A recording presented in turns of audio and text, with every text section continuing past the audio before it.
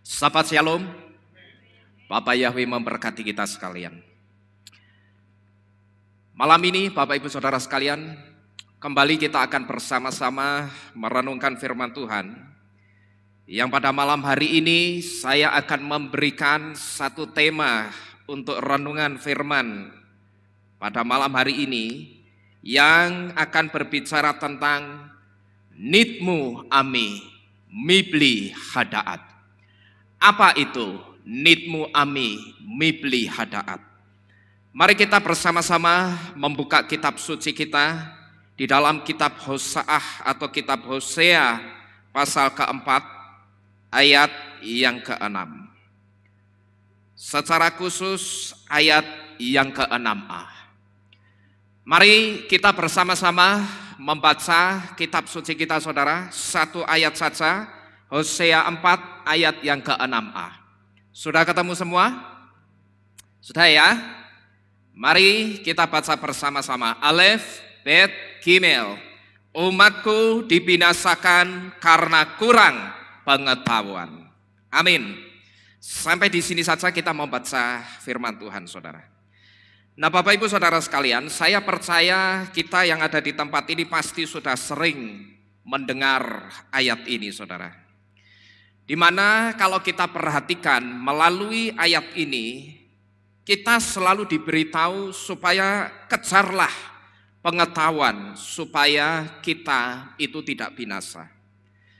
Dan ketika pengetahuan itu sudah kita dapatkan, jangan lantas kita bersikap seperti orang yang pernah saya saksikan di tempat ini, yang ketika saya mengajak untuk kita terus mengejar pengetahuan yang baru, karena saya percaya saudara, Bapak Yahweh Elohim kita itu sangat dalam sekali rahasianya. Amin.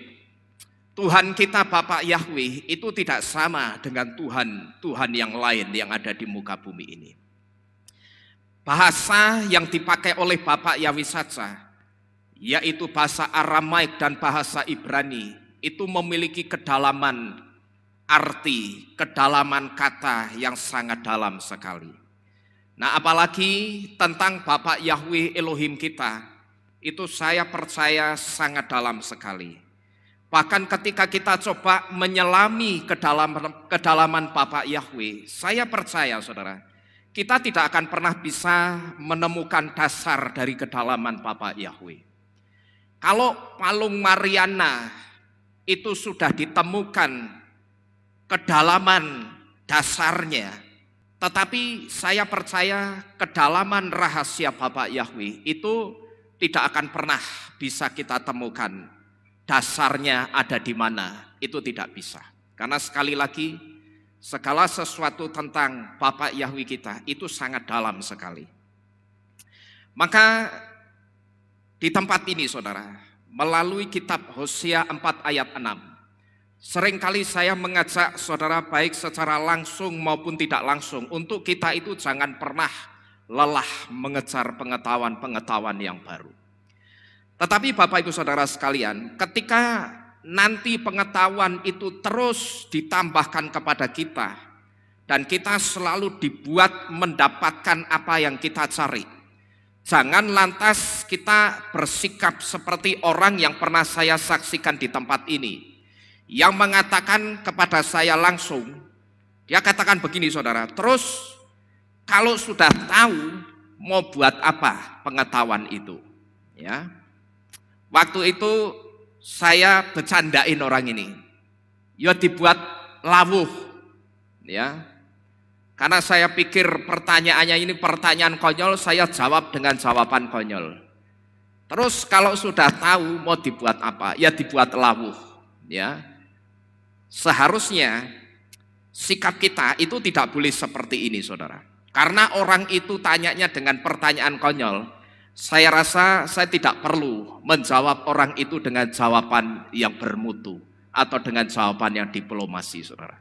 Karena dari pertanyaannya ini kita sudah bisa menyimpulkan kalau orang ini tidak menghargai yang namanya firman Tuhan. Kalau dia menghargai, dia tidak akan pernah berkata Terus kalau sudah tahu itu mau buat apa? Ya. Nah, kalau kita sudah tahu, ya kita terapkan dalam kehidupan kita. Kan gampang sebetulnya. Jadi sikap kita tidak boleh seperti ini, saudara.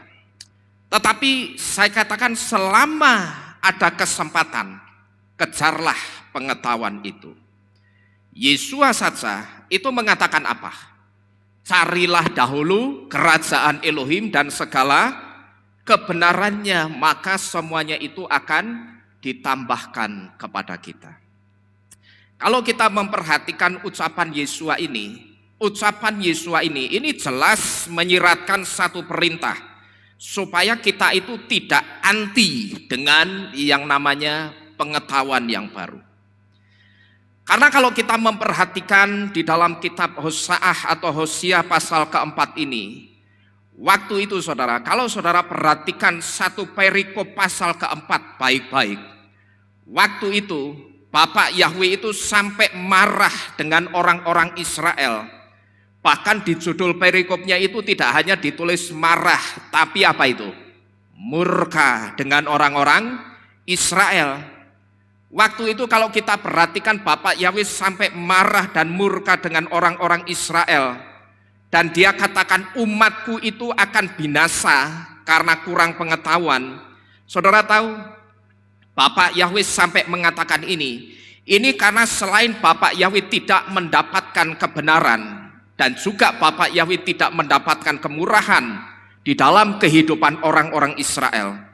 Waktu itu Bapak Yahweh murka dengan orang-orang Israel, karena orang-orang Israel itu hanya tahu nama Tuhan mereka, tapi mereka tidak pernah mengenal Elohim mereka dengan baik. Perhatikan ini baik-baik. Bapak Yahweh waktu itu sampai marah dengan orang-orang Israel. Yang pertama marahnya Bapak Yahweh, kalau kita lihat di ayat yang pertama kita bisa melihat di situ. Marahnya Bapak Yahweh karena di dalam keluarga Israel itu tidak didapati adanya kebenaran. Kemudian yang kedua, Bapak Yahweh katakan di situ di dalam keluarga Israel itu tidak ada kemurahan sama sekali. Lalu yang ketiga, Bapak Yahweh pada waktu itu sampai murka dengan orang-orang Israel. Karena orang-orang Israel itu hanya tahu nama Tuhan mereka Yahweh, tapi orang-orang Israel tidak pernah mengenal Elohim mereka dengan baik. Sedangkan kita sudah diberitahu, tahu sama kenal itu sama atau beda? Beda. Orang yang tahu belum tentu dia kenal, tapi orang yang kenal sudah pasti dia tahu. Mereka tahu saudara, Tuhan mereka itu Yahweh. Tapi kalau saudara perhatikan ketika orang-orang Israel ada di padang gurun, untuk memahami ketidaksukaan Elohim mereka Yahweh, mereka itu tidak mampu saudara memahami. Ya, mereka ngerti Tuhanku itu Yahweh, namanya Tuhanku itu Yahweh. Seperti kita sekarang ngerti Tuhan kita itu namanya Yahweh. Tapi kalau kita perhatikan bangsa Israel ketika mereka ada di padang gurun, mereka untuk memahami ketidaksukaan Elohim mereka, rupanya saat itu mereka tidak bisa atau tidak mampu memahami ketidaksukaan Elohim mereka. Saya katakan mereka tidak mampu saudara, memahami tidak sukanya Bapak Yahweh apa itu mereka tidak mampu. Karena kalau mereka mampu, tentunya mereka itu tidak akan membuat patung lembu emas lalu disembah. Kalau mereka paham dan tahu ketidaksukaan Elohim mereka itu berhala-berhala, asyera-asyera, mereka tentu tidak akan membuat patung lembu emas lalu mereka sembah. Nah sebetulnya Bapak Ibu Saudara sekalian, kalau kita melihat di dalam kitab Hosea 4 ayat 6a yang dikatakan umatku binasa karena kurang pengetahuan. Di sini muncul satu pertanyaan yang cukup menggelitik saya saudara. Ya, ketika Bapak Yahweh mengatakan umatku binasa karena kurang pengetahuan, sebetulnya mereka atau orang-orang Israel waktu itu sudah punya pengetahuan itu atau belum saudara? Sebetulnya sudah punya belum pengetahuannya itu? Sudah, ya, sebetulnya sudah punya. Cuman pengetahuannya masih kurang. Ya, coba saudara perhatikan kata kurang di situ. Jadi sebetulnya mereka itu sudah punya pengetahuan, tapi pengetahuannya masih kurang. Maka kita di sini saudara yang sudah mengenal nama Elohim kita dengan baik, kita itu tidak boleh berhenti hanya mengenal namanya, tapi harus mengenal Elohim kita itu lebih dalam. Amin. Ya, jadi kita yang ada di sini itu jangan seperti orang-orang Israel.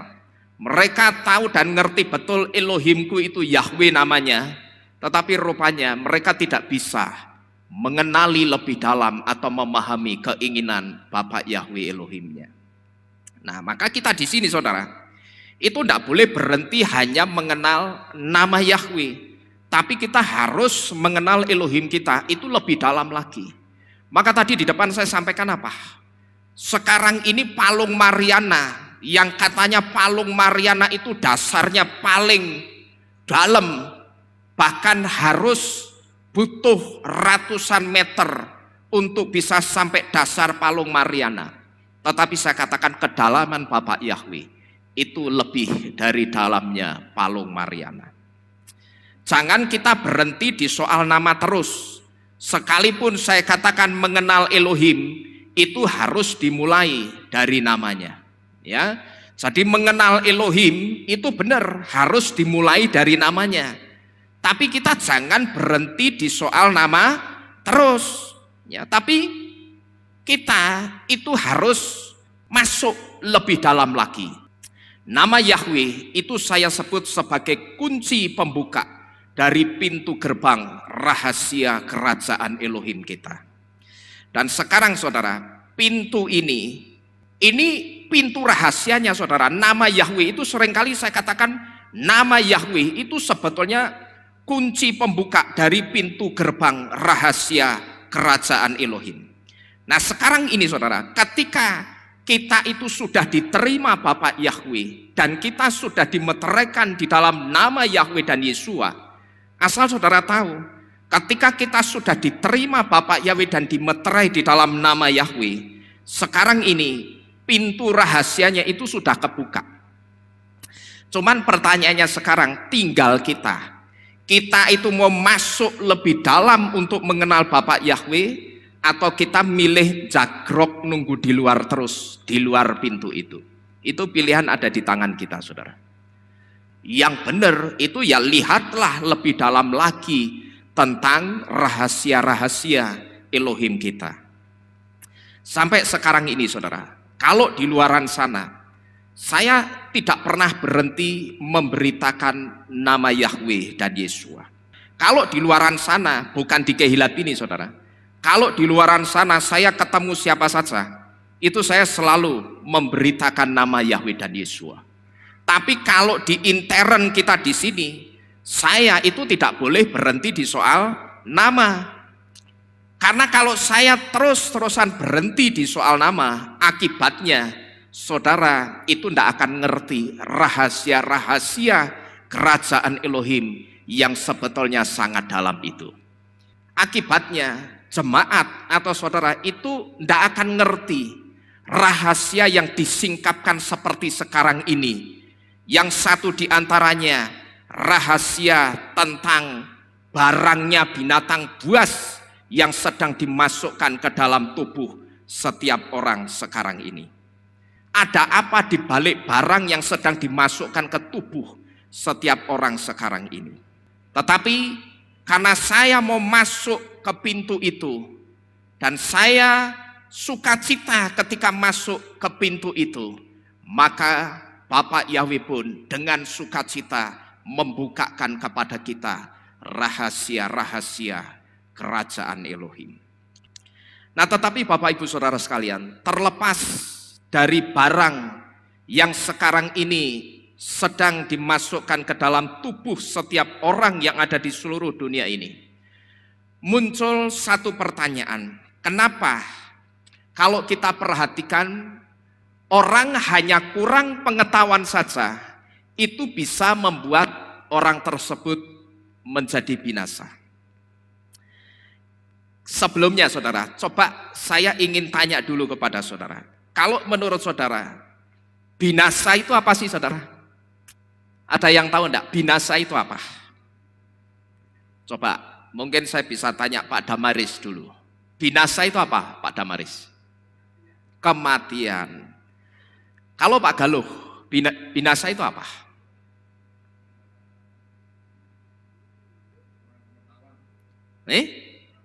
Lah ya kurang pengetahuan kan binasa. Artinya kurang pengetahuan jadi binasa. Nah binasa itu apa kira-kira menurut Pak Galuh? Semacam dosa. Kalau Pak Hok, binasa itu apa kira-kira? Kematian kekal. Ya saudara, ini beberapa pengertian binasa menurut kita. Tetapi karena binasa ini masuk dalam bahasa Indonesia, saya akan coba mengajak untuk kita melihat sebetulnya binasa itu apa sih dari Kamus Besar Bahasa Indonesia. Menurut Kamus Besar Bahasa Indonesia, definisi binasa adalah rusak sama sekali. Ini ya, rusak sama sekali. Ini binasa, ini rusak sama sekali. Lalu binasa itu juga hancur lebur, hancur lebur. Dan binasa itu artinya juga musnah. Jadi Bapak Ibu Saudara sekalian, binasa itu artinya rusak sama sekali, hancur lebur dan musnah. Nah kalau kita sudah ngerti ini saudara, coba kita renungkan. Dan kalau kita renungkan, betapa mengerikan dampak dari kurang pengetahuan itu. Betapa mengerikan efek atau dampak dari orang yang kurang pengetahuan itu. Di situ dikatakan ada kerusakan, di situ dikatakan ada kehancuran yang hebat, dan di situ juga dikatakan ada yang namanya kemusnahan. Dan orang, kalau saudara perhatikan, orang kurang pengetahuan, kemudian orang itu bisa binasa. Orang kurang pengetahuan kemudian bisa binasa. Itu karena di dalam kata da'at atau yang artinya pengetahuan, itu ada rambu-rambu keselamatan yang akan mengarahkan langkah orang untuk selalu berjalan di jalan keselamatan saja. Kenapa sampai dikatakan umatku binasa karena kurang pengetahuan? Kalau kita coba renungkan saudara, kok cuman kurang pengetahuan saja itu sampai bisa bikin orang binasa? Padahal secara tadi saya sudah tanya kepada saudara, sebetulnya orang-orang Israel itu sudah punya pengetahuan belum? Sudah punya, ning cuman apa? Kurang gitu loh pengetahuannya. Tapi kalau kita renungkan, orang cuman kurang pengetahuan itu sampai bisa binasa loh. Kehidupannya itu bisa rusak sama sekali, kehidupannya itu bisa mengalami satu kehancuran yang hebat, dan kehidupannya itu bisa mengalami yang namanya kemusnahan. Sedangkan kemusnahan itu artinya lenyap, tidak ada wujudnya lagi. Ya, jadi kenapa orang kurang pengetahuan kemudian bisa binasa? Itu karena di dalam da'at atau pengetahuan ada rambu-rambu keselamatan yang akan mengarahkan langkah orang untuk selalu berjalan di jalan atau di atas jalan keselamatan saja. Maka pantas saudara, kalau orang kurang pengetahuan bisa binasa karena rambu-rambu keselamatannya kurang dan rambu-rambu keselamatannya itu tidak berfungsi sebagaimana mestinya. Pengertian ini datang dari huruf dalet yang memiliki arti pet atau jalan sempit atau jalan setapak yang berbicara tentang jalan keselamatan. Dan pengertian ini juga datang dari arti huruf tau yang memiliki arti mark of salvation atau tanda keselamatan yang berbicara tentang rambu-rambu yang ada di dalam kata da'at yang artinya pengetahuan, di mana arti dari dua huruf Ibrani ini ya, Dalet dan Tau, ini memberitahu kepada kita, saudara. Coba, benar enggak? Dalet itu artinya jalan yang sempit, dan itu mengarah kepada nubuatan ini, saudara. Coba kita buka di dalam kitab Matai, pasal ke-7, ayat yang ke-13 sampai dengan yang ke-14. Matai, pasal 7, ayat 13 sampai dengan yang ke-14. Di situ dikatakan, masuklah melalui gerbang yang sempit, karena lebarlah gerbang dan lapanglah jalan yang menuju kepada kebinasaan. Dan mereka yang masuk melaluinya adalah banyak, sebab sempitlah gerbang dan sesaklah jalan yang menuju kepada kehidupan, dan mereka yang mendapatkannya adalah sedikit. Jadi Bapak Ibu Saudara sekalian, dari ayat 14 ini kita bisa tahu, saudara, kalau jalan yang sempit itu berbicara soal keselamatan.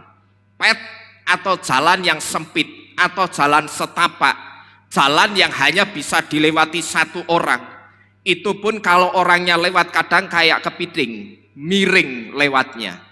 Dan kalau simpangan itu mesti satu diantaranya mundur, balik. Kalau misalkan yang satu sudah sampai 3/4 jalan, maka yang baru masuk itu harus mundur dulu ngalah. Karena apa? Karena saking sempitnya jalan itu. Sampai-sampai bisa saja ketika orang lewat di situ, itu lewatnya harus miring-miring, saudara, karena saking sempitnya. Tetapi dari ayat 14 ini kita bisa melihat kalau jalan yang sempit itu berbicara soal keselamatan. Maka inilah kenapa orang yang kurang pengetahuan dikatakan bisa binasa. Karena di dalam pengetahuan itu ada keselamatan, dan pengetahuan itu sendiri adalah keselamatan. Perhatikan ini baik-baik. Di dalam pengetahuan itu ada keselamatan, dan pengetahuan itu sendiri adalah keselamatan itu sendiri. Itu loh saudara-saudara sekalian, ya. Kalau saudara perhatikan, sebetulnya orang yang tidak punya knowledge atau pengetahuan itu ada dua macam, saudara. Ya, orang yang tidak punya knowledge atau pengetahuan itu bukan cuma semacam, tapi sebetulnya kalau saudara coba teliti, saudara coba perhatikan, orang yang tidak punya knowledge atau pengetahuan itu ada dua macam. Yang pertama, ada orang yang tidak punya pengetahuan karena tidak ada yang memberitahu. Lalu yang kedua, ada orang yang tidak punya pengetahuan karena orang itu menolak pengetahuan tersebut. Saya mau tanya saudara, kalau menurut saudara, kira-kira yang akan binasa itu yang mana, saudara? Apakah orang yang tidak punya pengetahuan karena tidak ada yang memberitahu satu pengetahuan kepada dia, atau orang yang tidak punya pengetahuan karena menolak pengetahuan itu? Kira-kira menurut saudara yang akan binasa itu yang mana? Yang binasa itu dua-duanya, saudara. Karena apa? Karena dua-duanya punya pengetahuan enggak? Enggak punya. Mau dia enggak punya pengetahuannya karena enggak ada yang ngasih tahu, ataupun dia punya pengetahuan tapi menolak pengetahuan itu. Kalau pengetahuannya itu dia tahu, dia punya, tapi ternyata pengetahuan itu ditolak, dia jadi punya pengetahuan enggak? Enggak punya, karena sudah ditolak pengetahuannya. Jadi kalau kita ditanya di antara dua ini, mana yang akan binasa? Yang akan binasa itu kedua-duanya, karena dua-duanya itu sama-sama enggak punya pengetahuan. Tapi kalau misalkan kita timbang-timbang, mana yang paling parah binasanya kira-kira? Kalau tadi saya katakan ini ada yang binasa yang mana? Semuanya, dua-duanya. Tapi kalau misalkan kita berandai-andai, coba kita timbang-timbang, ya, perbuatannya itu ditimbang-timbang antara orang yang dikasih pengetahuan tapi ditolak, dan orang yang tidak punya pengetahuan karena tidak ada yang memberitahu. Kira-kira yang paling parah binasanya nanti yang mana? Yang menolak pengetahuan itu. Karena apa, saudara? Karena begitu dia menolak pengetahuan, dia saat itu juga, detik itu juga, dia akan ditolak Bapak Yahweh juga. Loh, memang ada ayatnya Pak. Ayatnya ya masih di Hosea 4 ayat 6 tadi. Saudara baca kelanjutannya, coba saudara baca kelanjutannya. Benar enggak? Orang yang menolak pengetahuan itu juga akan ditolak sama Bapak Yahweh sendiri. Di situ dikatakan umatku dibinasakan karena kurang pengetahuan. Perhatikan yang selanjutnya. Oleh karena kamu menolak pengetahuan itu, aku pun menolak kamu menjadi imam bagiku. Oleh karena kamu melupakan Torah Elohimu, aku pun akan melupakan anak-anakmu. Jadi kalau saudara perhatikan, ketika orang itu menolak satu pengetahuan, saat itu atau detik itu juga Bapak Yahweh itu juga akan langsung mereject atau menolak orang itu, saudara. Ya, nah pertanyaannya sekarang, siapa orangnya yang ditolak Bapak Yahweh itu kemudian bisa hidup? Saya rasa tidak ada, saudara. Dan kalau sudah ditolak Bapak Yahweh, saya katakan ya alamat. Alamat apa? Binasa, gitu loh. Jadi kalau sudah ditolak Bapak Yahweh itu sudah alamatnya tidak kemana-mana. Termasuk tidak ada alamat palsu. Alamatnya itu cuma satu. Apa itu? Binasa. Maka Bapak Ibu Saudara sekalian, inilah yang mendorong saya dengan kuat harus menyampaikan kebenaran. Yang satu diantaranya kebenaran itu berbicara tentang barang yang saat ini sedang digalakkan, dimasukkan ke dalam tubuh setiap orang yang ada di dunia ini. Saya suka tidak suka harus menyampaikan kebenaran ini. Karena yang ada di dalam jantung hati saya, itu saya tidak mau membuat saudara jadi binasa, karena saudara jadi tidak ngerti, atau saudara kurang pengetahuan akan barang tersebut. Ya, itu yang ada di dalam jantung hati saya, saudara. Saya harus menyampaikan kebenaran ini karena saya tidak mau saudara itu nanti jadi binasa karena saudara kurang pengetahuan. Dan saya perlu menyampaikan di tempat ini supaya tidak terjadi satu misunderstanding atau tidak terjadi kesalahpahaman. Saya perlu sampaikan di tempat ini bahwa saudara yang sudah pernah diisi barang tersebut, saudara tidak perlu merasa diusik atau merasa diserang ketika saya menyampaikan soal barang itu, saudara. Ya, perhatikan ini baik-baik. Saudara yang sudah pernah diisi barang tersebut, saudara jangan atau tidak perlu merasa diusik atau merasa diserang ketika saya menyampaikan soal barang tersebut.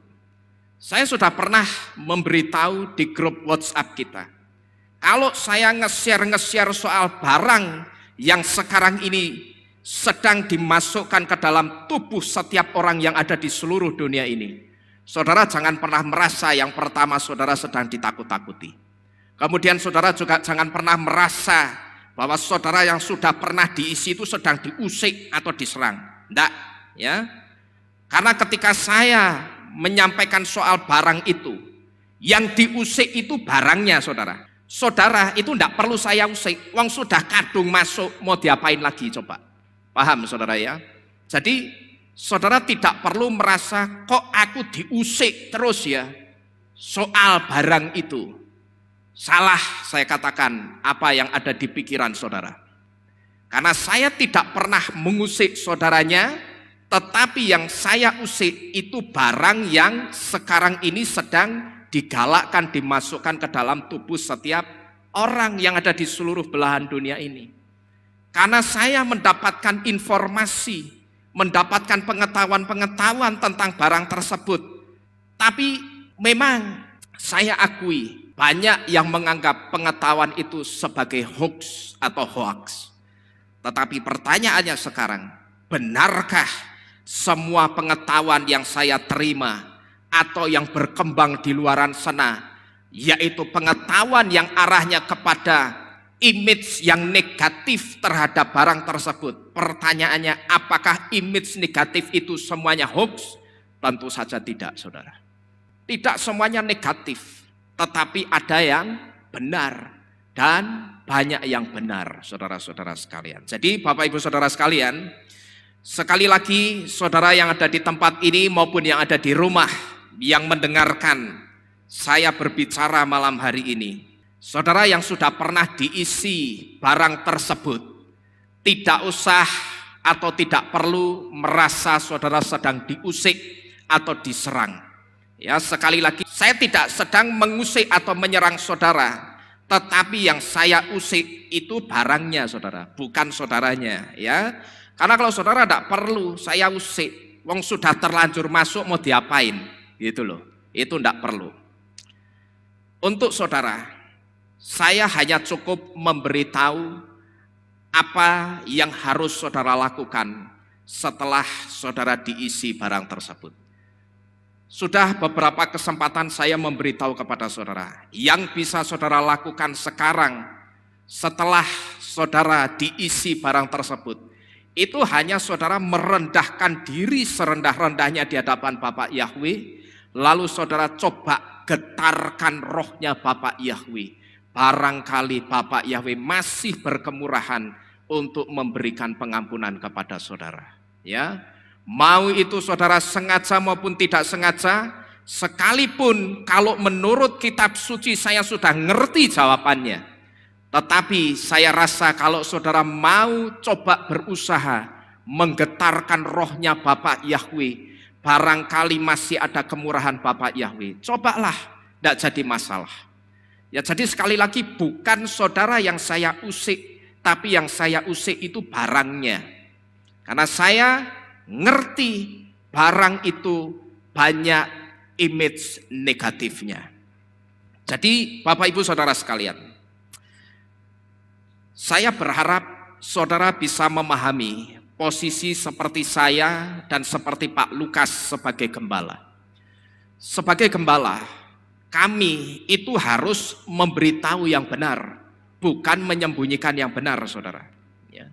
Kalau kami ngerti kebenaran, kami itu harus menyampaikan yang benar, bukan malah kami ngerti kebenaran, terus kebenaran itu dibungkus rapat-rapat, tidak usah disampaikan ke jemaat. Ya, bukan seperti itu. Kalau saya ngerti kebenaran, maka harus saya sampaikan kepada saudara. Saya pernah memberitahu kepada saudara, kalau saudara ingat pada saat kita masuk dalam acara pemberkatan dan pentahiran tahun 2022. Di situ saya katakan kepada saudara-saudara, melalui minkah ma'asyir yang saudara berikan di Kehilat ini, secara roh apa yang saudara persembahkan itu untuk pekerjaan Bapak Yahweh di Kehilat. Tetapi saya sebut minkah ma'asyir yang saudara berikan, bisa enggak itu saya sebut sebagai saudara sedang ngasih makan saya? Kalau saya sebut saudara sedang ngasih makan saya, maka saya itu harus membalas, memberi makanan yang baik juga untuk saudara. Kalau saudara sudah bekerja tekuk ringkel, saudara bekerja siang malam, lalu pada saat akhir bulan dengan penuh ketaatan saudara tidak mau merampok apa yang jadi miliknya Bapak Yahweh, lalu saudara mengembalikan milik Bapak Yahweh atau persepuluhan. Lalu di situ ketika saya ngerti kebenaran, ketika saya ngerti jahatnya barang yang sedang dimasukkan ke tubuh setiap orang, saya diam saja, bahkan saya pura-pura tutup mata dan tutup telinga. Saudara tidak perlu ngecap saya sebagai gembala yang jahat. Ya, saya sendiri yang akan langsung ngecap saya ini gembala yang jahat. Kalau sampai saya ngerti kebenaran, tapi saya tutup mata dan tutup telinga untuk saudara.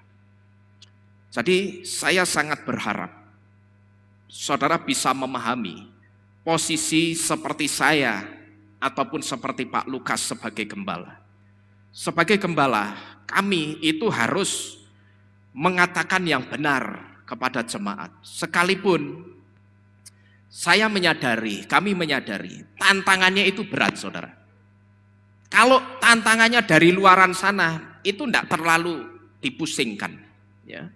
Tetapi tantangan terberat itu justru datang dari kalangan jemaat sendiri. Pak Lukas pun itu juga mengalami hal yang sama. ketika menyampaikan soal barang yang sedang dimasukkan dalam tubuh setiap orang sekarang ini. Tantangannya itu saya ngerti saudara, karena saya banyak ngobrol sama Pak Lukas. Saya banyak ngomong-ngomong bagaimana di Magelang. Terus tidak hanya itu.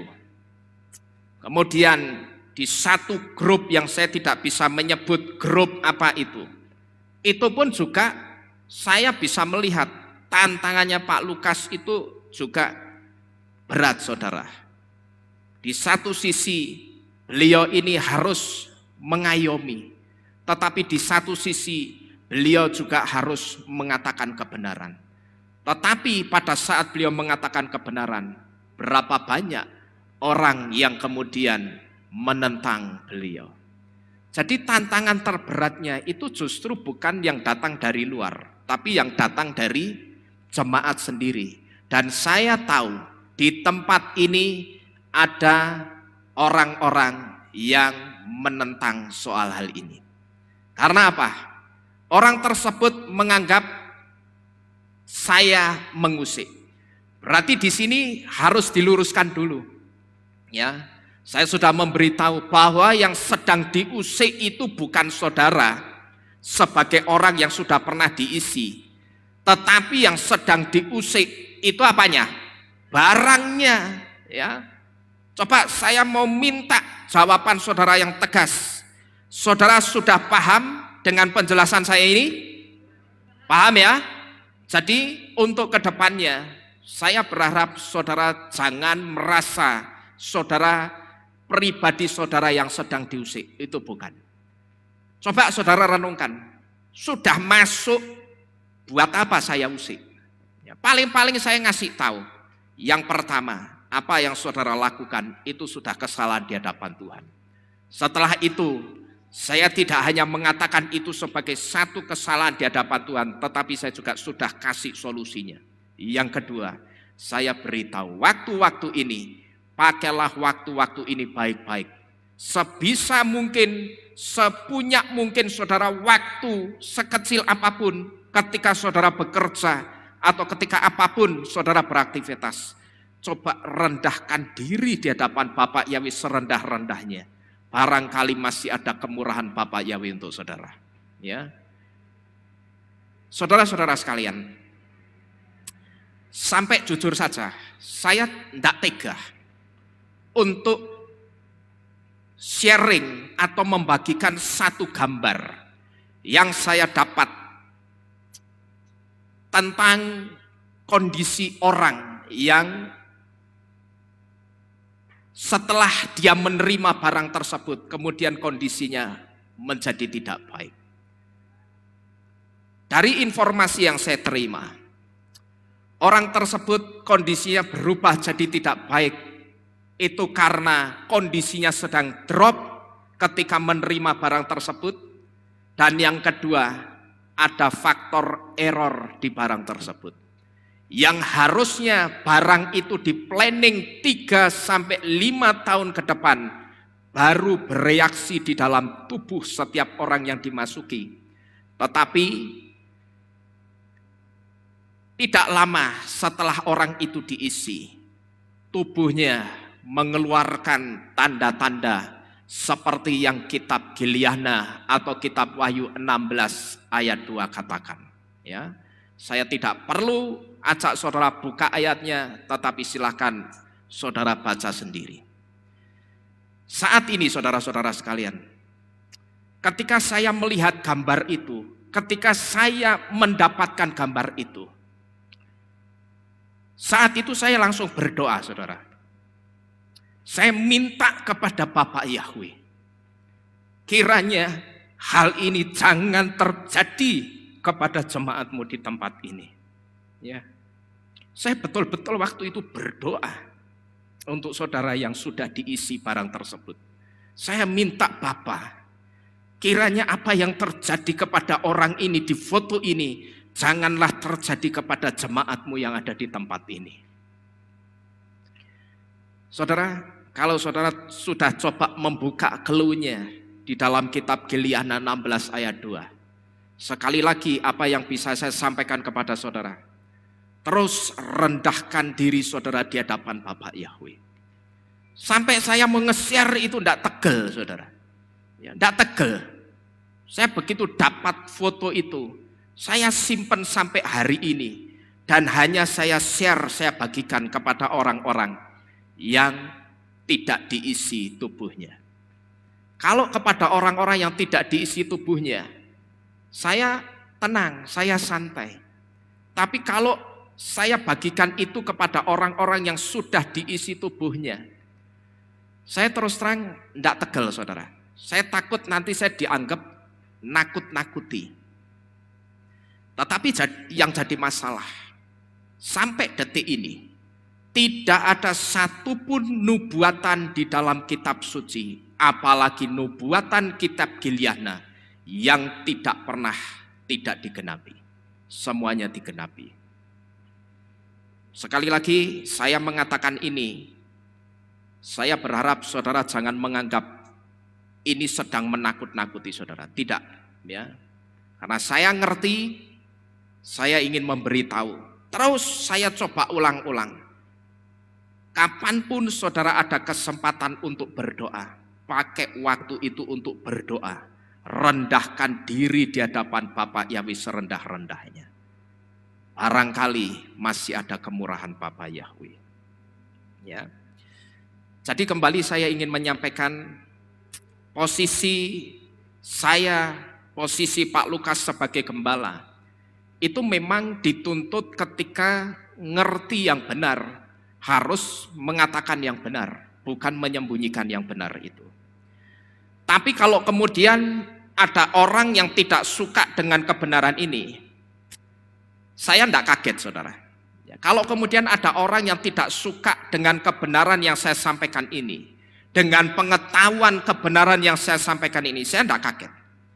Karena apa? Karena semuanya orang-orang yang tidak suka dengan penyingkapan-penyingkapan kebenaran ini sebetulnya orang-orang ini sudah dinubuatkan oleh Rabi Saul di dalam kitab suci. Bahwa mendekati waktu-waktu kedatangan Yesua, itu akan bermunculan orang-orang yang lebih suka mendengar yang menyenangkan telinga mereka ketimbang mendengarkan pengajaran yang sehat. Ya.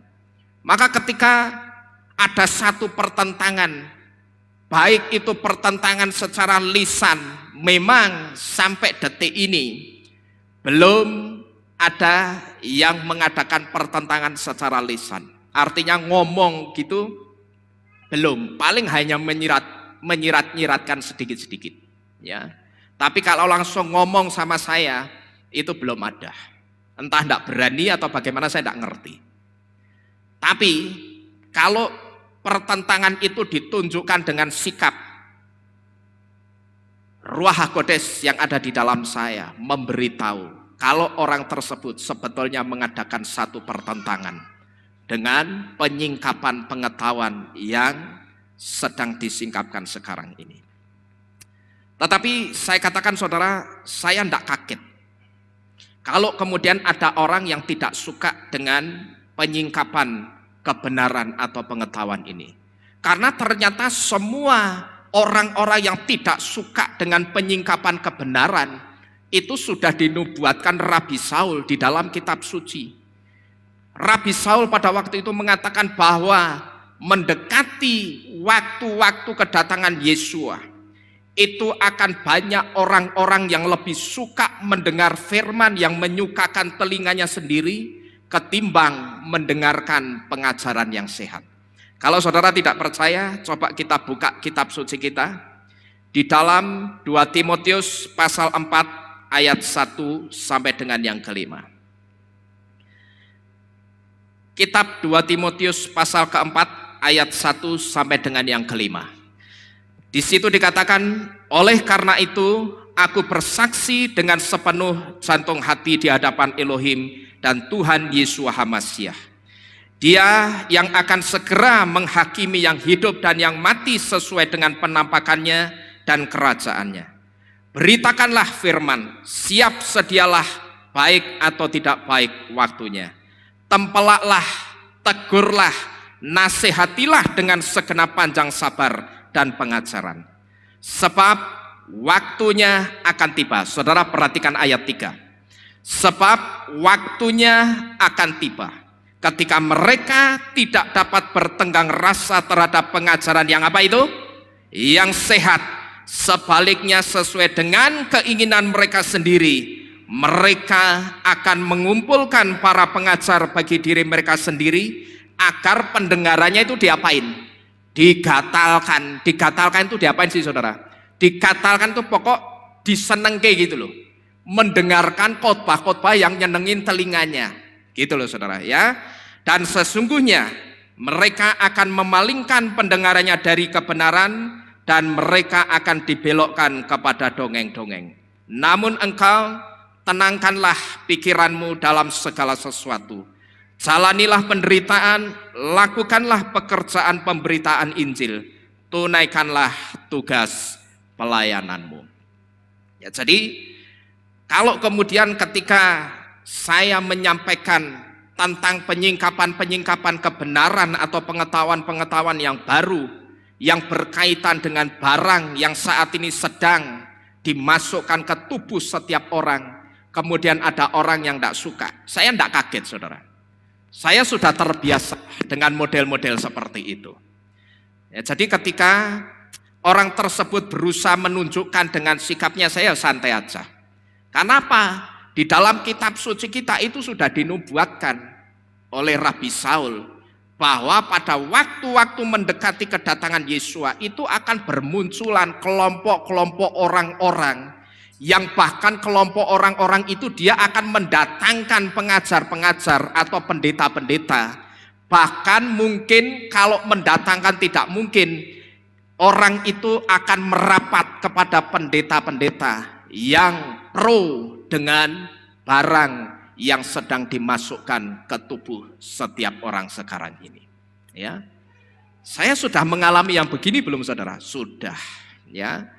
Saya sudah mengalami melihat orang-orang yang kemudian ketika saya sampaikan yang benar, justru cari pemimpin gereja yang pro dengan barang, yang kalau menurut nubuatan kitab Geliana pasal 13 ayat 17, barang itu bukan barang yang baik.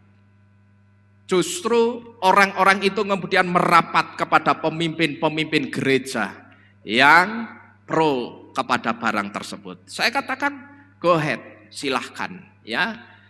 Dalam jantung hati saya sekalipun tidak terucap melalui mulut saya hanya katakan begini, kita lihat nanti pada waktunya Tuhan.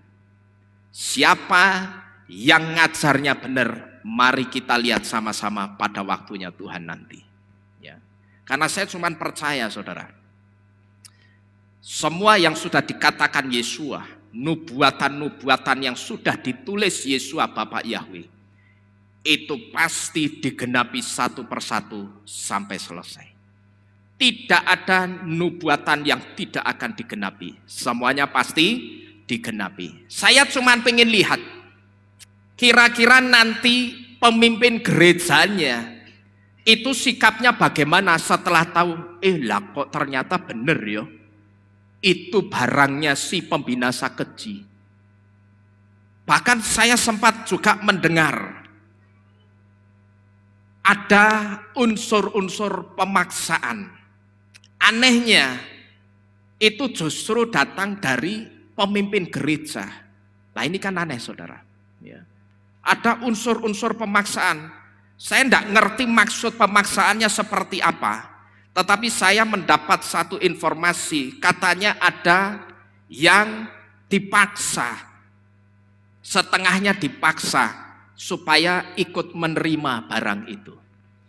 Di sini saya merenung, nanti pada saat hari Tuhan itu tiba, saat penyingkapan segala sesuatunya itu sampai di puncaknya, terus pemimpinnya ini kira-kira reaksinya seperti apa gitu loh. Kemudian yang kedua, orang-orang yang dia restui boleh terima saja barang itu nanti seperti apa gitu loh. Tetapi sekali lagi saudara-saudara sekalian, kalau ada di antara kita yang kemudian ikut-ikutan menentang, bahkan merapat dengan pemimpin gereja lain sekalipun saudara bukan anggotanya, saya hanya ingin mengatakan, kita lihat saja dan kita buktikan nanti. Kalau ada yang mau mentertawakan, silahkan tertawa dulu, ya. Silahkan terbahak-bahak sepuas-puasnya. Silahkan tertawa, mengejek sepuas-puasnya dan menganggap gadokmologi dan cocokmologi. Saya katakan silahkan. Karena apa? Sekali lagi, saya tidak kaget karena peristiwa zaman Nuh itu kembali terulang hari ini. Ya, kemarin pada hari Rison saya sudah memberitahu kepada saudara, cepat atau lambat saudara pasti akan melihat dunia ini sebentar lagi pasti jadi tahtanya setan. Kalau saya katakan jadi tahtanya setan, berarti yang berkuasa siapa? Bapak Yahweh apa setan? Setan. Ya. Saudara boleh buktikan sebentar lagi dunia ini pasti jadi tahtanya setan.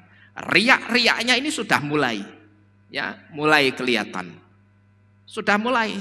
Tetapi saya katakan belum terlalu frontal. Karena apa? Masih ada Ruach HaKodes yang menghambat mereka.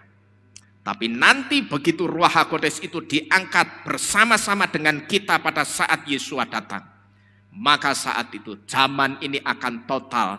Dunia ini pasti total, akan total jadi tahtanya setan. Tapi saya yakin saya tidak akan pernah bisa dan kita tidak akan pernah bisa merasakan zaman itu. Karena kita sudah tidak di sini, tapi di awan-awan kemuliaan Yesua. Amin. Ya, saya cuma punya iman percaya begitu saudara. Maka mungkin nanti saya tidak bisa melihat orang-orang yang sekarang ini direstui oleh pemimpin-pemimpin gereja untuk menerima barang tersebut. Sekarang seperti saya ini sedang ditertawakan. Seperti Pak Lukas, saya itu juga sedang ditertawakan. Ya, dicemooh. Tapi sekali lagi, inilah zaman Noah atau zaman Nuh yang sekarang ini sedang terulang lagi. Di mana pada waktu itu Nuh itu juga mengatakan, ayo ikut masuk dalam bahteraku, wong edian kowe Nuh, ya. Gawe kapal ning dhuwur gunung, ketemu pirang perkara, gitu loh. Banyune iki wis kondi, gitu loh. Tapi saudara-saudara sekalian, Nuh pada waktu itu kalau tidak salah ditertawakan selama kurang lebih 120 tahun. Ya. Tapi Nuh dia tetap tegar. Dia tetap beritakan kebenaran. Dia sampaikan sebentar lagi bumi ini akan menjadi lautan. Ikut supaya kamu diselamatkan. Wah, wong edian kowe, ya. Gawe kapal ning dhuwur gunung, banyune sekondi. Tapi begitu hujan itu turun setiap hari, dari pagi, siang, sore, malam, pagi, siang, sore, malam, dan tidak pernah berhenti selama berhari-hari. Mereka baru mikir.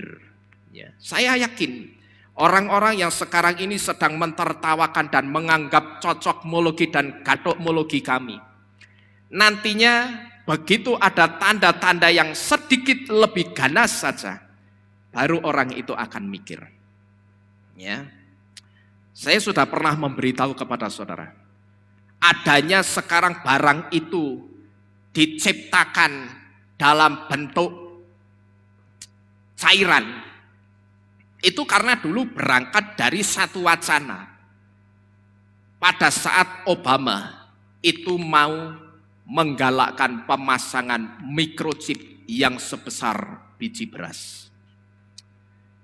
Waktu itu Obama bisa saya katakan melemparkan wacana ini ke publik. Ya, kira-kira bagaimana ya? Ini kalau saya bahasakan bahasa bebasnya. Kira-kira bagaimana ya penduduk dunia ini kalau misalkan di tubuhnya itu saya pasangi microchip. Nah, pada waktu itu ketika wacana ini dilemparkan ke publik, ada 3 macam respon orang. Orang yang pertama merespon dengan mengatakan, wah, ini teknologi yang sangat bagus sekali ini. Ini yang aku tunggu-tunggu ini, teknologi ini. Kan sekarang kalau ada teknologi ini, aku kalau pergi-pergi itu enggak usah bawa kunci pating grendel. Ya. Kalau sekarang kita pergi misalkan membawa kunci rumah, kalau pintunya 10 ya kuncinya 10. Ya, terus dimasukin kantongan berat. Tapi ini teknologi yang bagus. Sekarang kalau aku pergi, aku tidak perlu membawa kunci banyak-banyak. Cukup aku tempelkan tanganku di grendel pintu rumahku. Cukup aku ganti saja kunci pintunya pakai kunci digital. Jadi kalau aku pergi dan pulang ke rumah mau buka pintu tinggal tempel goodbye kunci pating grendel di celanaku. Itu respon orang yang pertama. Kemudian orang yang kedua itu merespon dengan mengatakan apa? Secara khusus orang-orang Kristen yang ada di Amerika, mereka menolak mati-matian barang tersebut, microchip. Karena apa? Karena kitab suci mereka sudah menulis microchip itu arahnya ke kitab Geliana 13 ayat 17. Maka muncul gelombang protes yang sangat besar di Amerika pada saat itu yang menolak pemasangan microchip. Bahkan waktu itu saya ingat saudara, sampai anak-anak itu diiming-imingi, nanti disuntik ya, enggak sakit kok, disuntik rasanya kayak digigit semut 1000 biji. Ya, cuma dimasukin sebentar, terus nanti langsung enggak sakit, sakitnya cuma sebentar. Nanti om kasih permen ya, om kasih coklat. Sampai anak kecil itu diiming-imingi seperti itu saudara. Nah itu respon yang kedua, orang Kristennya menolak terang-terangan, menolak mati-matian. Lalu respon yang ketiga mengatakan, kita terima dulu aja, ya, barang itu diterima dulu aja, baru nanti kalau memang benar microchip itu tandanya si anti Hamasyah, kita copot sendiri. Kan nyopot sendiri tinggal disodet gampang. Kalau rumah sakit tidak boleh mengeluarkan tanda itu microchipnya, tinggal kita copot sendiri disodet. Sakitnya paling sebentar, jahit, popok, betadin, kasih alkohol wis mari. Tapi kita bisa mengeluarkan. Nah, melalui respon yang ketiga inilah si anti Hamasyahnya itu dapat jawaban. Oh, rupanya ada yang merespon. Nanti akan dicopot sendiri kalau mereka tahu itu tandanya si bilangan binatang buas. Akhirnya mereka bikinlah barang yang tidak bisa dicopot lagi. Dan supaya tidak bisa dicopot dan dikeluarkan dari tubuh lagi, barang itu dibuat dalam bentuk cairan. Nah kalau sudah cairan masuk tubuh, pertanyaannya siapa yang bisa mengeluarkan cairan itu? Tidak ada saudara. Ada yang mengatakan dibekam atau disedot. Kalau dibekam atau disedot itu jedanya hanya 1 detik setelah diisi, mungkin masih bisa. Tapi yang jadi masalah pada saat mau nyedot, berani ndak, memungkinkan ndak nyedot di depan petugasnya. Kalau jaraknya masih 1 detik kan berarti masih di depan petugasnya, betul ya? Mungkin ndak gitu loh. Cuman pertanyaannya mungkin ndak orang berani nyedot di depan petugasnya wong baru diisi, disedot ya mesti dimarahi. Tapi kalau setelah diisi kemudian pulang ke rumah, dan pada saat pulang ke rumah itu membutuhkan waktu beberapa jam atau beberapa menit pulang ke rumah, saya ndak yakin barang itu masih ada di lubang tempat dimasukkan tadi. Pasti sudah menyebar kemana-mana. Nah satu di antara caranya yang paling memungkinkan itu hanya disedot, divakum darahnya, diganti darah. Cuman pertanyaannya siapa orangnya yang bisa diganti darah masih hidup? Tidak ada saudara. Ya, jadi Bapak Ibu Saudara sekalian, apa yang sudah terjadi sekarang ini, yang sedang terjadi sekarang ini respon-respon ini tidak membuat saya kaget. Karena semuanya itu sudah dinubuatkan oleh Rabi Saul di dalam kitab 2 Timotius 4 ayat 1 sampai dengan yang kelima. Jadi kalau orang dikasih tahu yang benar, tapi terimanya itu justru marah-marah, ya berarti saya hanya akan mengatakan orang itu termasuk orang-orang yang dinubuatkan Rabi Saul. Dan nantinya saudara, orang-orang ini bukan orang yang akan diselamatkan. Karena apa? Karena mereka menolak pengetahuan. Tadi di dalam kitab Hosea 4 ayat 6 katakan apa? Umatku binasa karena kurang pengetahuan, oleh karena kamu menolak pengetahuan itu, maka aku pun juga akan menolak kamu. Gitu loh saudara-saudara sekalian. Ya.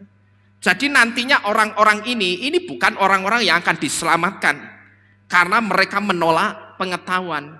Mereka mengadakan pertentangan dengan pengetahuan yang baru. Mereka marah, justru marah dengan pengetahuan yang baru yang disampaikan itu.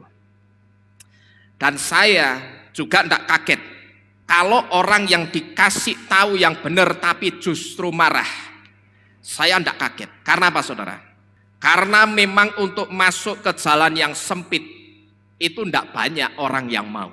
Untuk masuk ke jalan yang sempit itu tidak banyak orang yang mau. Apalagi kalau orang-orang yang masuk itu pakai pakaian yang bagus-bagus. Mesti umpel-umpelan, sek-sekan di jalan yang sempit, tidak akan mau saudara. Ya. Maka saya tidak kaget kalau orang dikasih tahu yang benar justru marah. Karena memang untuk masuk ke jalan yang sempit, jalan yang setapak, yang cuman bisa dilewati satu orang, dan kalau simpangan yang satu harus mundur atau balik, itu memang banyak yang tidak mau. Tapi kalau yang berpikiran sempit dan marah menyikapi pengetahuan, saya perhatikan banyak orang yang gampang bersikap seperti ini. Sekalipun saya katakan sebenarnya dia tahu apa yang dia dengar itu sebuah kebenaran. Untuk masuk ke jalan yang sempit itu memang tidak banyak orang yang mau. Karena namanya saja jalannya sempit atau lebar? Sempit, tidak ada orang yang mau. Jadi untuk masuk ke jalan yang sempit itu memang tidak banyak orang yang mau. Tapi kalau orang yang berpikiran sempit, berpikiran marah menyikapi pengetahuan yang baru, saya perhatikan banyak orang yang gampang mengambil sikap seperti ini. Sekalipun saya katakan dia tahu betul apa yang dia dengar itu sebetulnya sebuah kebenaran. Jadi kenapa orang bisa binasa hanya karena kurang pengetahuan? Karena apa saudara? Karena ketika dia kurang pengetahuan, dia bukannya mencari pengetahuan itu, tetapi ternyata dia justru menolak pengetahuan itu.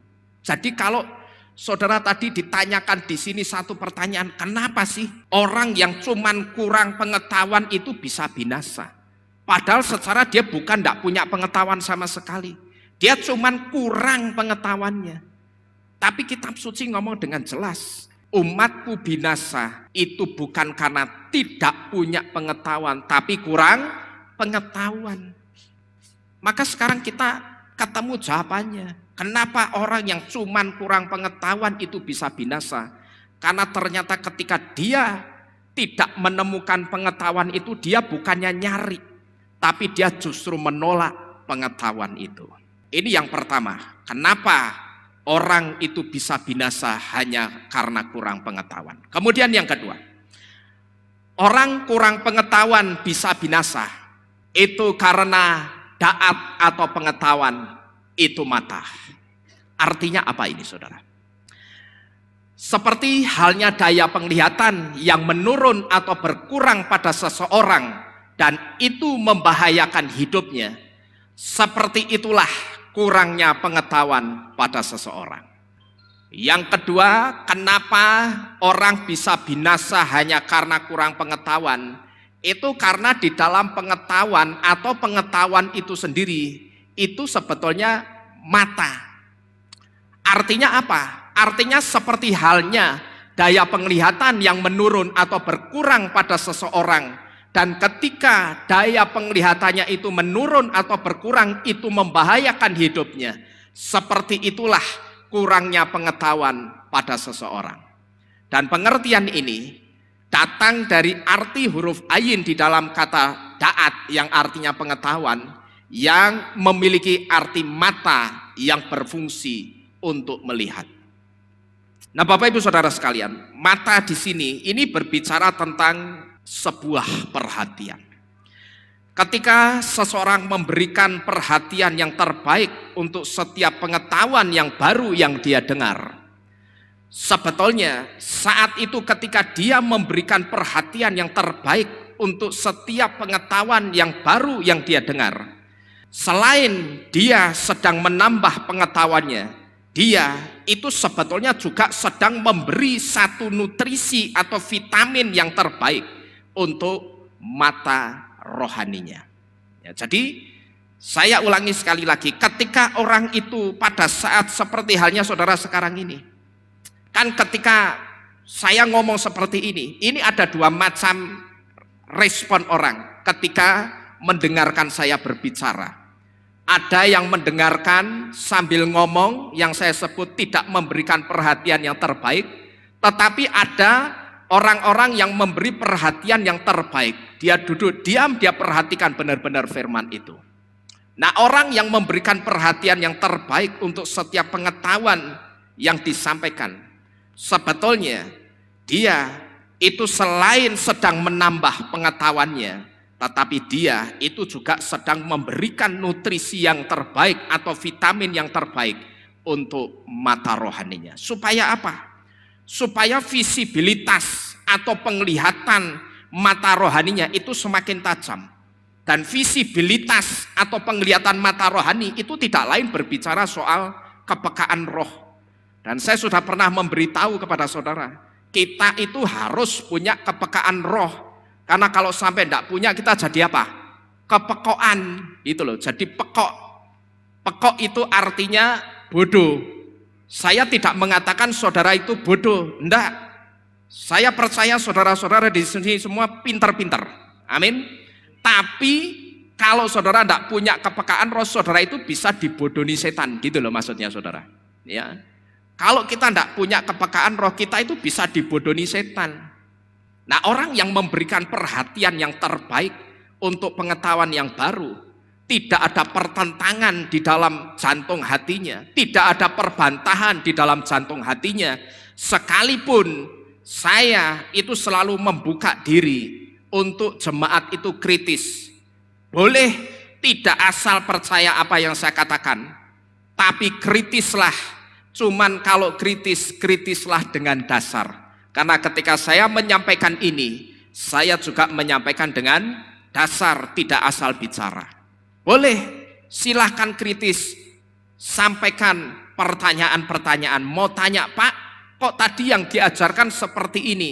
Yang mungkin itu bagi saudara-saudara anggap kok kayaknya kurang pas ya, apa yang disampaikan Pak Nino ini.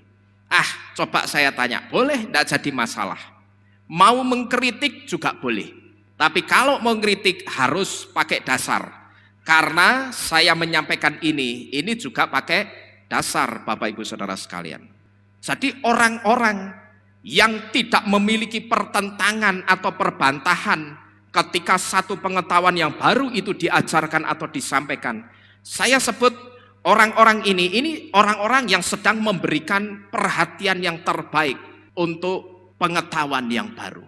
Nah, orang-orang yang memberikan perhatian yang terbaik untuk pengetahuan yang baru yang dia dengar, itu sebetulnya dia sedang menambah pengetahuannya, tetapi dia sebetulnya juga sedang memberikan satu vitamin atau nutrisi yang terbaik untuk mata rohaninya. Tujuannya tidak lain saudara, supaya mata rohaninya, visibilitas penglihatannya mata rohaninya itu semakin tajam, ya, semakin jelas, tidak rabun gitu loh.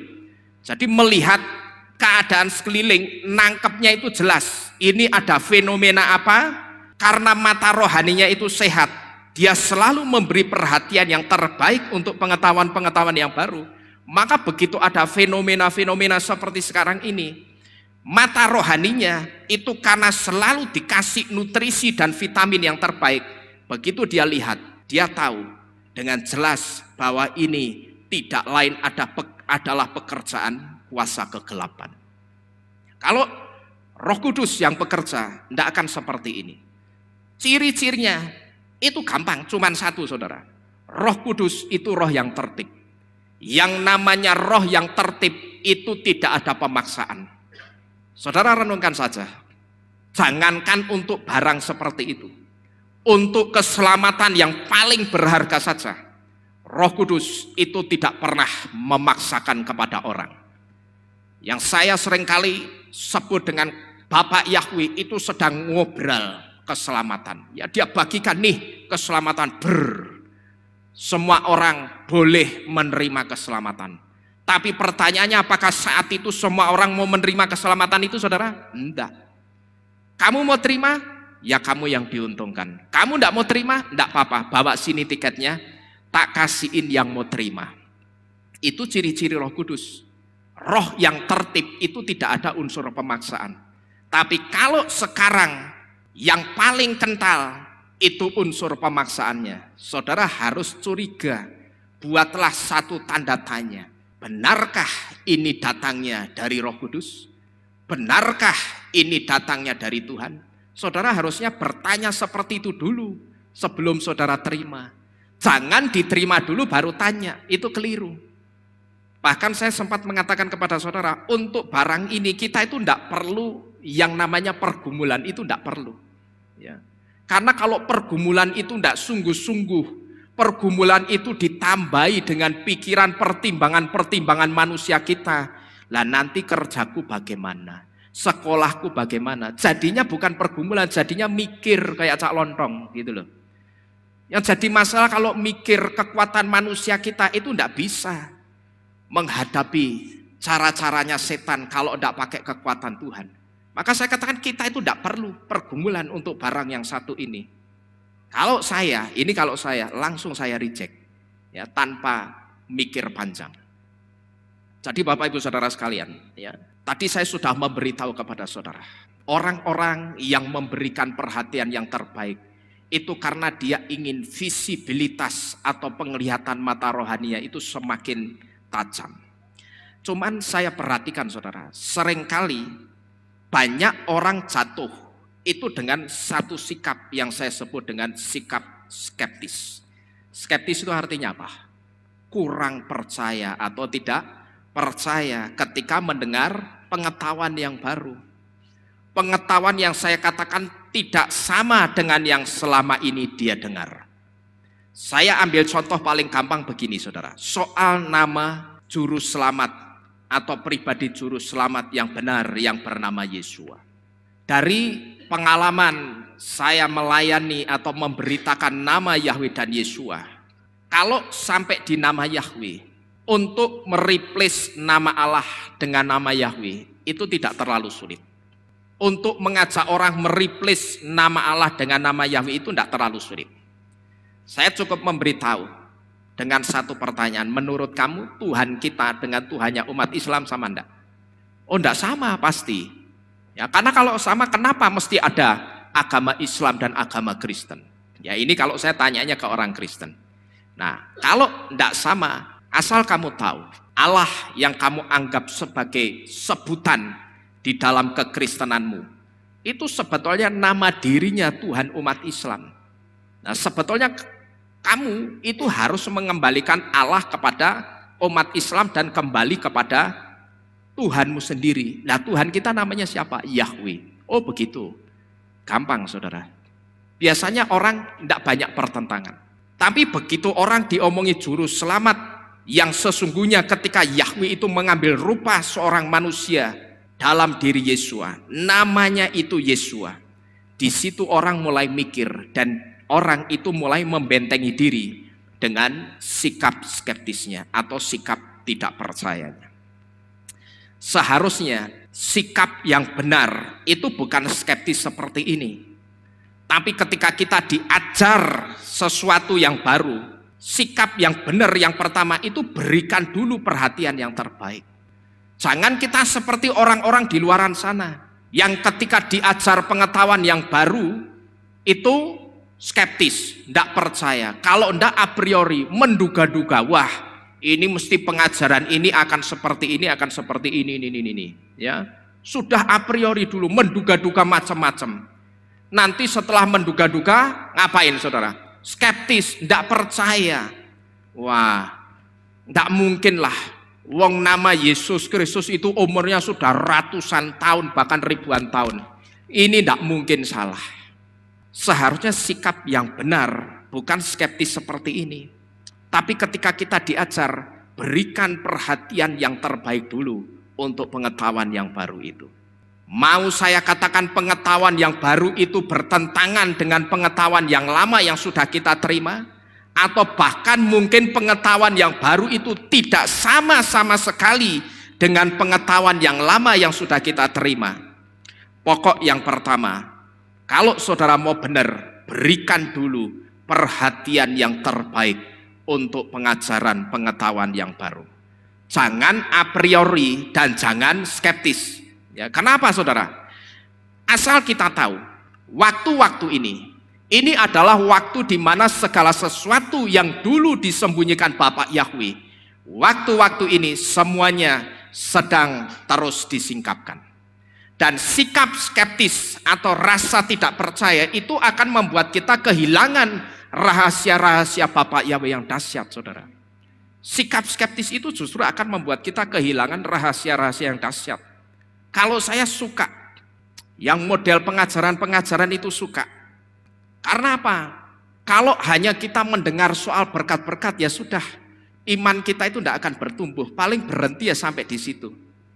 Cuman yang saya khawatirkan, nanti ketika suatu saat terjadi satu fenomena, seperti fenomena yang terjadi di awal tahun 2020, di mana seluruh dunia ini tiba-tiba macet total, hanya gara-gara satu barang yang tidak kasat mata yang namanya virus.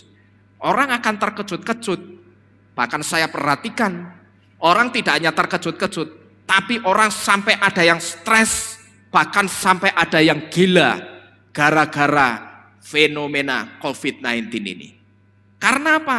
Karena satu di antaranya ketika dia ibadah, yang pertama, gerejanya itu hanya mengajar soal berkat-berkat. Kemudian yang kedua, dari faktor jemaatnya sendiri. Jemaatnya itu seperti yang dinubuatkan Rabi Saul, hanya suka mendengar yang apa tadi? Menyenangkan di telinganya sendiri. Bahkan mereka dikatakan apa? Mengumpulkan guru-guru untuk kesenangan telinga mereka sendiri. Mereka sampai panggil pemimpin-pemimpin gereja supaya tolong ya, kita ini waktu-waktu ini waktu yang sangat butuh dengan firman yang berkat-berkat. Ya, tolong Bapak khotbah soal berkat-berkat. Tolong jangan yang negur-negur. Pokok yang berkat-berkat aja, ya. Terus enggak usah bicara soal barang-barang ini, ngeri. Gitu loh. Itu jangan dikira enggak terjadi loh, Saudara. Apa yang dinubuatkan Rabi Saul itu terjadi. Bahkan juga terjadi di tempat ini. Ada orang-orang yang justru kemudian merapat kepada pemimpin-pemimpin gereja yang pro kepada barang tersebut. Tetapi kalau saya, ya sudah saya persilahkan. Ya, kamu maunya begitu, saya bisa melarang apa. Tetapi saya sekali lagi hanya ingin mengajak. Nanti pada waktu hari Tuhan tiba, mari kita lihat apa yang akan terjadi sebetulnya. Benarkah kitab suci itu akan digenapi nubuatannya? Kalau saya percaya, kitab suci pasti digenapi nubuatannya. Jadi jangan kita bersikap a priori atau skeptis. Kalau saudara skeptis, saudara akan rugi. Karena waktu-waktu ini waktu di mana segala sesuatu yang dulu disembunyikan Bapak Yahweh itu dibuka semuanya, disingkapkan. Loh Pak, bukannya waktu-waktu ini waktu penampian? Betul. Waktu penampian itu bukan terjadi sekarang aja, saudara. Waktu penampian itu sudah terjadi sejak dulu. Loh buktinya apa? Saudara perhatikan aja. Kalau ada orang yang meninggalkan Bapak Yahweh cuman gara-gara pacarnya, itu bisa saya sebut waktu penampian itu sudah terjadi sejak dulu. Kalau saudara perhatikan berapa banyak orang yang menukarkan imannya di dalam Bapak Yahweh, itu cuman dengan burung kalau yang perempuan, dan berapa banyak orang yang menukarkan imannya di dalam Bapak Yahweh dengan sangkar burung kalau itu laki-laki. Berapa banyak itu sudah terjadi, saudara. Nah, itulah yang disebut dengan masa penampian. Itu sudah berjalan sejak dulu, sudah terjadi sejak dulu. Bukan sekarang-sekarang ini, tetapi beriringan dengan masa penampian itu ada masa di mana segala sesuatu yang dulu disembunyikan Bapak Yahweh, yang ditulis di dalam kitab Daniel 12 ayat 4, sembunyikanlah segala sesuatu dan meteraikanlah, dan pada akhir zaman orang akan berlari ke sana kemari dan pengetahuan akan bertambah. Kapan akhir zaman yang dimaksud di dalam kitab Daniel itu? Ya sekarang ini, saudara. Di mana segala sesuatunya yang dulu disembunyikan itu sedang dibuka Bapak Yahweh dan terus disingkapkan. Tapi kalau sikap kita sudah skeptis, sudah tidak percaya, terus kita menyikapi dengan marah, kemudian pertentangan, perbantahan. Kalau saya, mohon maaf, saya akan meniru apa yang Rabi Saul katakan. Bagi kami tidak terbiasa untuk berbantah. Kalau mau ngajak bantah-bantahan saya tidak mau. Ya, tapi kalau diskusi, ngomong baik-baik, ayo silahkan datang, saya tunggu. Ya, tapi kalau kemudian ngajak bantah-bantahan, ngajak debat, mohon maaf, saya tidak punya waktu untuk debat. Ya, jadi ingat saudara, taat atau pengetahuan itu mata. Nah, pilihan untuk memberi nutrisi yang terbaik untuk mata rohani kita, atau membiarkan mata rohani kita itu rabun, pilihan itu ada di tangan kita. Pilihan untuk memberi nutrisi yang terbaik untuk mata rohani kita, supaya visibilitas penglihatan mata rohani kita itu jelas, sehingga ketika menangkap satu fenomena kita tidak salah mengartikan. Dan satu-satunya cara itu hanya dengan memberi makanan rohani, nutrisi yang terbaik. Tapi ada pilihan yang kedua, apakah kita akan membiarkan mata rohani kita itu rabun? Itu pilihan kita, saudara. Ya, kalau saudara mau membuat visibilitas mata rohani saudara itu sehat, pandangannya jelas, jangan tolak, jangan adakan pertentangan untuk pengetahuan-pengetahuan yang baru. Yang pertama tadi kita sudah diberitahu, sikap yang benar itu terima dulu dengan sukacita. Kalau saya begitu, saudara, sampai detik ini, sekalipun saya sudah masuk belajar akar Ibrani, tapi kalau ada pengetahuan-pengetahuan yang baru, saya akan terima dulu. Saya akan berusaha kosongkan hati saya. Lalu pengetahuan lama saya itu saya taruh di sebelah kiri hati, pengetahuan yang baru saya taruh di sebelah kanan. Hati ini saya biarkan kosong. Lalu nanti yang baru ini akan saya cross check dengan batu pengujinya, yaitu kitab suci dan air kerasnya kitab suci juga. Kalau ternyata yang baru yang saya terima itu luntur, ya otomatis saya tidak perlu memakai pengetahuan yang baru itu. Ya, jadi Bapak Ibu Saudara sekalian, saudara harus ingat, tadi kita sudah diberitahu, taat atau pengetahuan itu mata.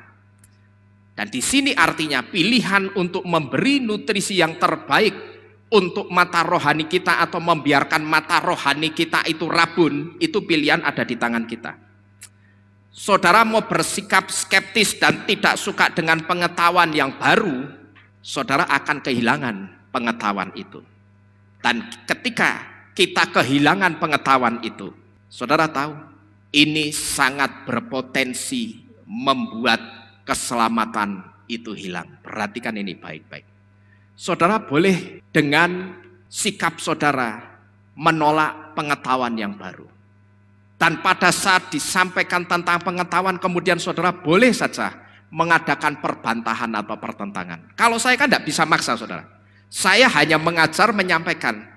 Tetapi kemudian makanan yang saya sampaikan, berikan kepada saudara itu mau saudara terima atau enggak, Itu kan bukan hak saya untuk memaksa saudara. Ya. Maka saudara itu boleh bersikap skeptis dan tidak suka dengan pengetahuan yang baru. Tetapi saudara harus terima konsekuensinya. Saudara pasti akan kehilangan pengetahuan itu. Dan ketika kita kehilangan pengetahuan, itu sangat berpotensi akan menghilangkan keselamatan. Tapi saya katakan ketika kita dengan antusias, kita dengan sukacita, kita dengan gembira, kita menyambut dengan sukacita, kita terima dulu setiap pengetahuan yang baru. Saya kok cuman punya satu iman percaya saudara, kehidupan kerohanian kita itu pasti diberkati Bapak Yahweh. Amin. Ketika kita bisa menerima setiap pengetahuan yang baru, pokok kita terima dulu dengan sukacita. Wong kita punya batu penguji kok bingung, gitu loh. Batu pengujinya apa? Kitab suci. Ya, kita punya batu penguji, punya air keras. Dan batu penguji dan air kerasnya itu tidak lain kitab suci. Wong kita punya kok bingung, gitu loh. Maka terkadang saya heran. Wong orang itu juga punya kitab suci, punya batu penguji yang sama dengan yang saya punya. Kok dadak pertentangan, dadak perbantahan, merasa diusik, gitu loh. Saya tidak sedang ngusik orangnya. Yang saya usik itu barangnya, karena saya ngerti barang itu tidak benar. Jadi saya berharap saudara yang mendengar saya ngomong ini, saudara bisa memahami apa yang saya maksud.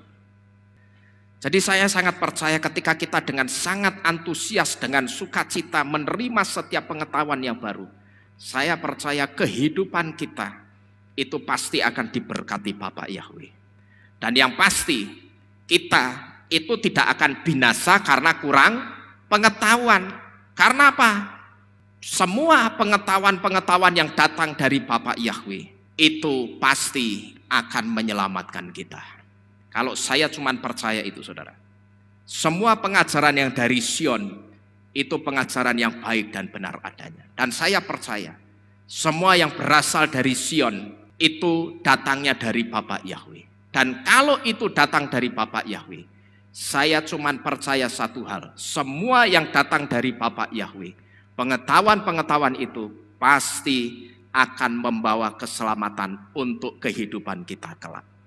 Ya, karena tidak ada sejarahnya pengajaran dari Sion itu kemudian menyesatkan banyak orang, tidak ada. Yang menyesatkan banyak orang itu saya sudah pernah memberitahu dan sering memberitahu kepada saudara.